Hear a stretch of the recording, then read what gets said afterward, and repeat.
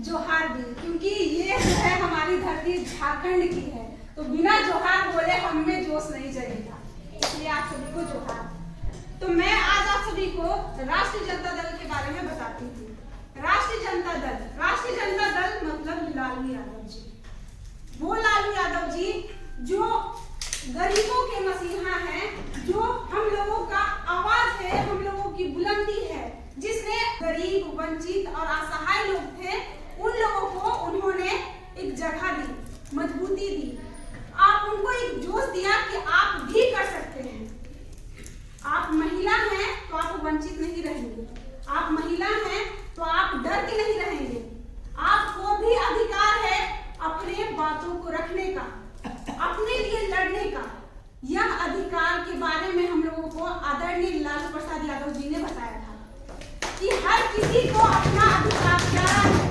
आप जानवरों की तरह जिंदगी मत जिए, आप इंसान हैं, आप इंसान बन के रहें, और इंसान को हक होता है, अधिकार होता है। आपके पास आँख है, कान है, मुंह है, तो सबका आप इस्तेमाल कीजिए।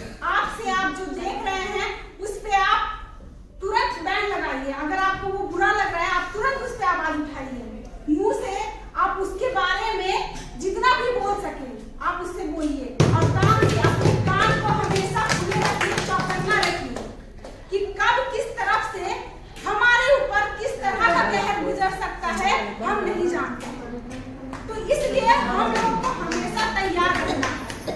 लालू प्रसाद जी ऐसे इंसान है जिनके बारे में जितना बोला जाए उतना कम है, जितना उनके बारे में चर्चा किया जाए उतना कम है।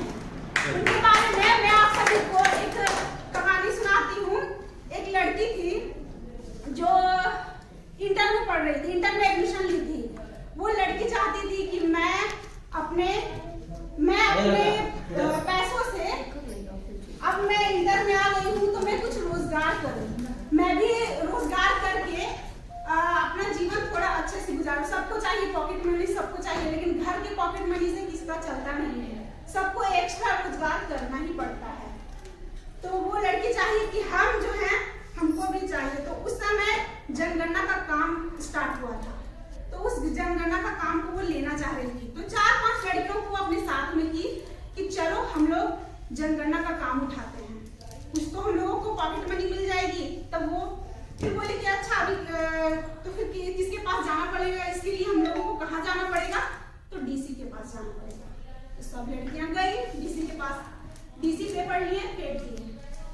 क्या करोगी तुम लोग, स्टूडेंट हो, लड़की हो, तुम लोग जनगणना करोगी, तुम लोग घर घर जाओगी, तुम लोग से नहीं हो पाएगा, नहीं करना है, तुम लोग यहाँ से जाओ, कुछ नहीं हो रहा है, और अगर होता है तो तुम लोग पेपर में पता करो, हम यहाँ पे तुम्हें कोई इंफॉर्मेशन नहीं देंगे।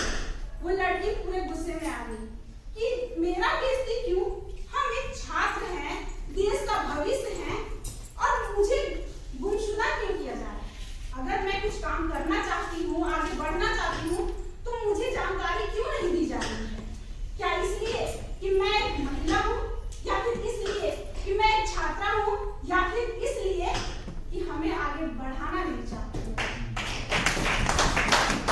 तो वो फिर बोले कि अब होगा कैसे काम। तो बोला कि पटना में उस समय एक कार्यक्रम था जिसमें लालू जी आने वाले थे, तो सबको पता चला कि आने वाले हैं पटना में इस प्रोग्राम में। तो सब गई लड़कियां वहां पे, हम लोग चलते हैं, वहां जाएंगे तो हम लोग का सारा काम हो जाएगा। उस समय वो मंत्री थे वहां के, तो बोले कि आज हम लोग चलते हैं। गई वहां पे उस कार्यक्रम में घुसने नहीं दिया जा रहा था। अब लड़कियां, हम लोगों के पास कुछ था नहीं कि वो लोग जाए वहां या मिल पाए, तो क्या की कि वो लोग जैसे लालू जी का गाड़ी लगा गेट के पास, वो जाके खड़ी हो गई, गाड़ी रोक दी लालू यादव कि सर हम लोगों को आपसे कुछ बात करना है। तो अब गेट के पास है तो सब हटाने ही लगेंगे जितने गार्ड लोग हैं। तो फिर वो बोले कि तो बोले क्या बात करना है, जो बात करना है अंदर आना, कार्यक्रम में वहां पे बात करना। अब वहां गई वो लड़की, वहां पे बात की, अपने पास बुलाया, आओ यहाँ पे बैठो।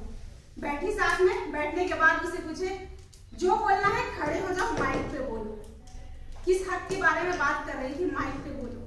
और वो लड़की कभी माइक पकड़ी नहीं थी, कभी बोल नहीं पाती थी, फिर भी वो हिम्मत रख के बोली ऐसा ऐसा काम है, नहीं किया। तो जो डीसी नहीं किए हैं उसके बारे में तुम जानती हो कौन है वो, बोले हाँ पहचानते हैं, आपके बगल में तो बैठा हुआ, यही तो नहीं किया मेरा काम। वो उसके मुंह पे बोल दी।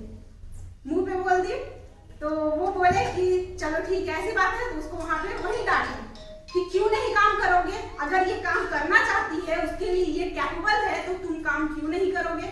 तो वो डीसी बोले कि ठीक है सर, हम कर देंगे, आज के बाद जो भी रहेगा। कर दिया। फिर लालू जी बहुत प्यार से उस लड़की से पूछे कि क्या तुम पॉलिटिक्स करोगी, राजनीतिक में आना है। तो वो लड़की बोली कि सो पॉलिटिक्स क्या होता है, राजनीति क्या होता है। सही बात, उस समय पता नहीं होगा किसी को भी।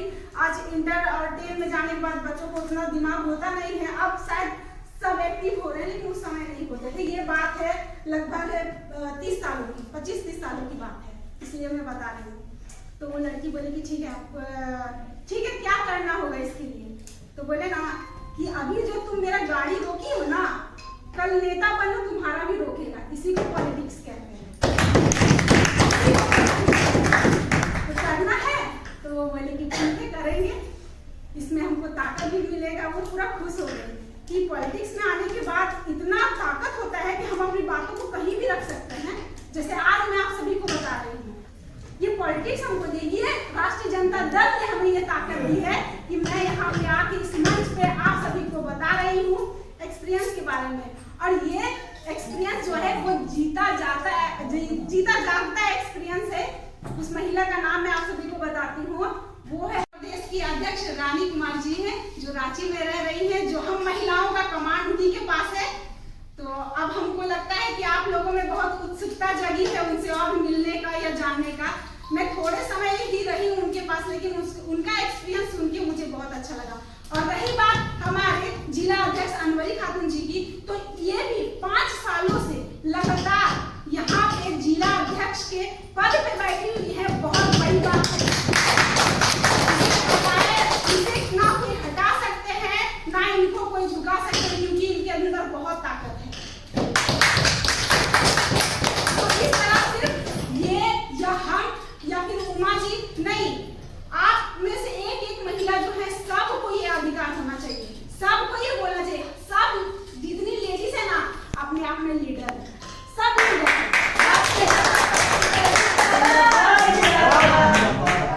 हर महिला के अंदर जब वो एक घर चला सकती है, जब एक महिला हर कामों को बहुत अच्छे ढंग से कर सकती है, तो वो देश चला सकती है। इसके अंदर वो क्षमता होता है, लेकिन बस उस क्षमता को पहचानना है। और वो क्षमता आपको उभरने कहाँ दिया जाएगा, तो राष्ट्रीय जनता दल में। आप आइए, आप सभी का बहुत स्वागत है। आप आइए, राष्ट्रीय जनता दल को मजबूत बनाइए और पूरी तरह से इसे आगे बढ़ाना है। और बात रही 12 फरवरी को, हम सभी को इसी जोश के साथ पूरे हजारों की तादाद में महिला का दिखना चाहिए कि महिला मंडली किसी से कम नहीं है। इनका अधिकार और इनका सम्मान सभी के लिए जरूरी है। अगर महिला नहीं होंगी तो शायद जो हमारे देश का जो निर्माण हो रहा है वो निर्माण पूरा नहीं होगा। तो इसलिए आप सभी को हमारे साथ मिलकर 12 फरवरी को वहां चलना है, सब साथ में चलेंगे। बस इतना ही कहकर मैं अपने वाणी को विराम देती हूँ। धन्यवाद। जय हिंद, जय भारत, जय राष्ट्र।